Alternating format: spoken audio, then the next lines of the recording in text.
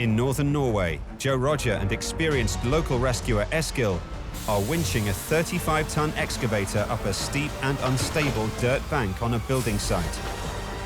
At risk is the excavator, their 2 rescue trucks, and the construction schedule for a new bridge. Hey! Bra tromp på hjula. Står der. Det vi. They check the stability of the tow trucks, but they have to risk another attempt. Ja.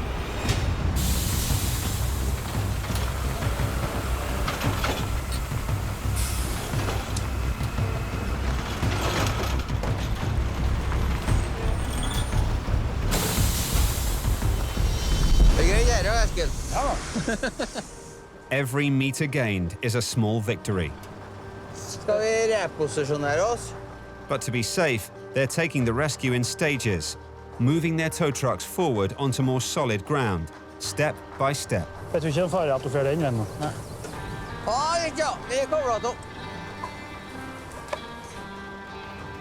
They reposition both tow trucks square on to the excavator, focusing all their power on pulling it forward and over the lip of the bank.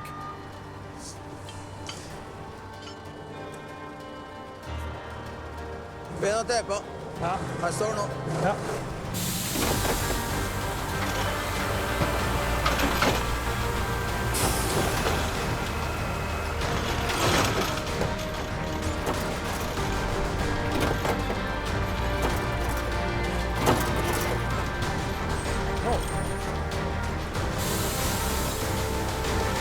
Kom nå fint over hit nå, ja.